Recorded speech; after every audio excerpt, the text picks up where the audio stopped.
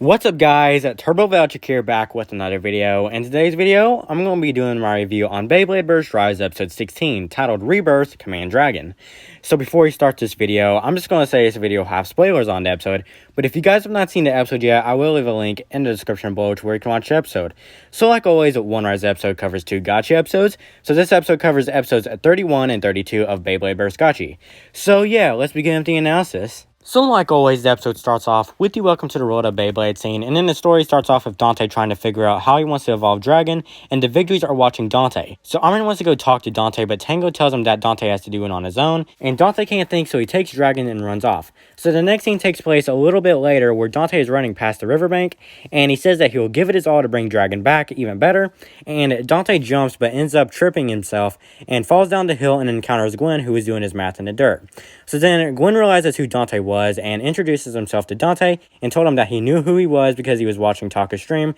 when Dragon was destroyed. So then Gwen continues to do his math in the dirt, and then gets into one of his moments and says that he has almost completed his power core theory, and then we see a Beyblade driver. After Gwen snaps out of his moment, Dante starts to realize what Gwen's math was on, and then Gwen reveals his Beyblade's lair, which is Royal Genesis, and Dante mentions that it was almost like Apocalypse. So then Gwen starts to get into a moment about Dante, but then snaps out when Dante asks about the rest of the Bay, and Gwen says he's still working on it, and when Dante asks him if he was a blader, Gwen says he's not and he just wanted to make a Bay. So then someone calls for Dante, and then we get into the opening and Tal card, and after that we see Taka, who has news about the Sparkwings. So the next scene takes place at the Sparkwings gym, where Fumiya is the last member of the team, and Fumiya reveals that his team left him to join the Inferno after seeing Apocalypse's power, and Fumiya believes this is the end of the blading world. So this makes Dante mad, and he says that he needs to be Arthur, and then Dante gets into a moment, and after thinking about the abilities of Ace, Glyph, and Rock Dragon, he decides how he wants Dragon's evolution to be. So Dante runs back to the Victories Club and starts working on Dragon's evolution, and then Peng looks at Dante's chi and says that he is burning up, and Armin asks shouldn't he be returning to the castle on the clouds, and he says that he stayed so he can be the first to battle Dragon's evolution, and then Armin and Peng start getting into an argument on who will be the first to battle Dragon, and then Ichika goes off on them. So Dante continues to work on Dragon for the rest of the night, and then it's the next morning and Dante gets back to working on Dragon, and is now working on the finishing touches. So then Gwen arrives to check on Dante, and then he goes up to the wall and starts doing math on it. So then Dante finishes Dragon's new chip, and then he gets into a Dragon moment, and tells Dragon that he will be a super attack type, and it tells him that they will go for the best Hyperflux ever. So then Gwen gets into one of his moments and finishes his calculations on the power core system, and then Dante completes Dragon's evolution, and it is revealed to be called Command Dragon. So Armin walks up to the base stadium ready to battle Command Dragon, but then Peng gets in front of him ready to battle, and then Armin and Peng start playing rock, paper, scissors, and then Peng reveals to Armin that he will pick scissors, but Armin doesn't believe that, and once they play, Peng beats Armin by picking scissors, so Peng gets to battle Dante first. So Dante and Peng are about to battle, and Dante reveals that Command Dragon has all of the abilities of Ace, Glyph, and Rock Dragon, and Gwen realizes that Command Dragon is also a part of the power core system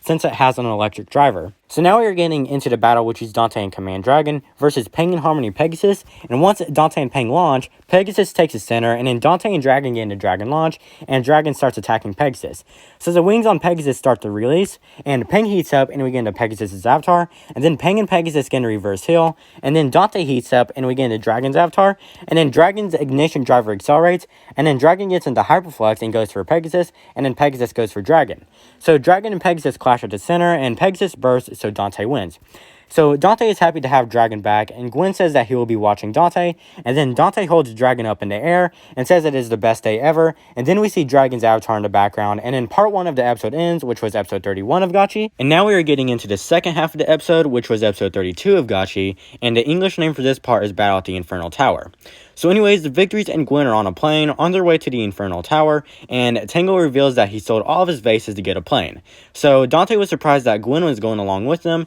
and wished Peng could have came along, but he had to return to the castle in the clouds. So Dante starts talking to Dragon wanting to get stronger, and then he starts showing Dragon a view and getting in Armin's way, and Armin starts to get annoyed. So Dante asked Armin to switch seats with him, but Armin declines and starts to show a Shinja to view, and Dante gets mad because he wanted to show Dragon to view also. So it is a little bit later, and the Victories and Gwen are now on a bus and are approaching the Infernal Tower, and once they get inside, Dante starts getting excited and starts to look for Arthur, but then the Victories encounter some security robots. So Dante starts talking to the security robot, which Arthur can see what it can see, and Dante challenges Arthur, and Arthur lets them in. So the Victories go up the elevator to the top floor of the Infernal Tower, and once they get in there, Arthur appears on a video and asks Dante if he would like to join the Inferno, and Dante of course says no, so Arthur says he will erase Dante's light from existence. So then Blint the Void and Joe Lajor appear, and the Victories are shocked that they are a part of the Inferno, and they go off on Blint for betraying Delta and Pang to join Arthur's side,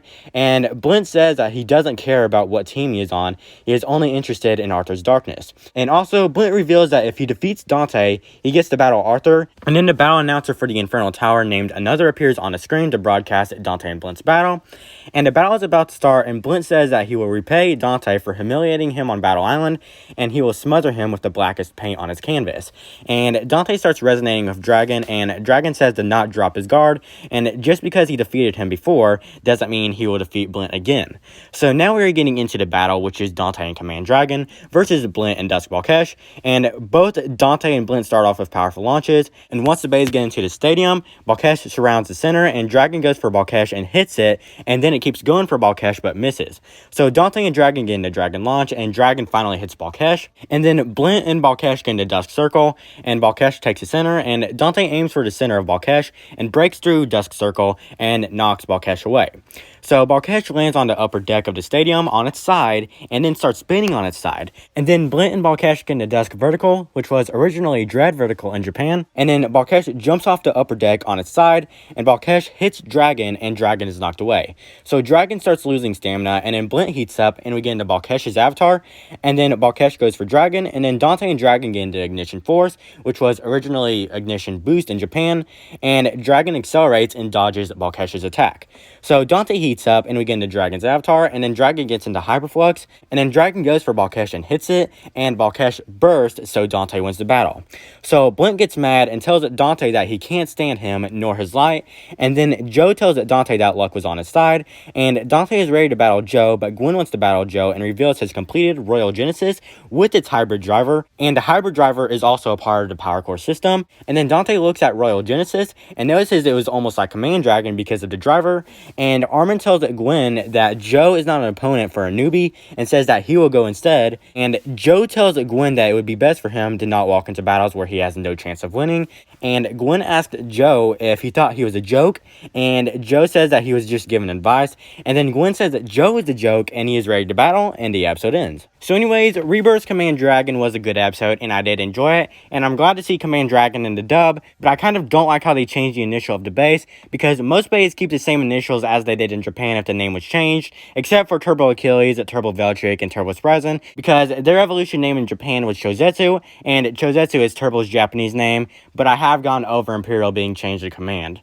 Also, the battles in this episode were good, but a complaint I had with this episode was the Infernal Tower's announcer, Another, which for one, his name is not that good and it's boring, and two, he was a little annoying. But anyways, in the next review, I'll be going over episode 17, Genesis in Motion, where Gwen and Genesis battle for the first time. So anyways, yeah, so thank you guys for watching this review. If you guys did enjoy, please leave a like, please subscribe, please follow me on social media. Links will be in the description below, and I'll see you guys in the next video. See you guys later.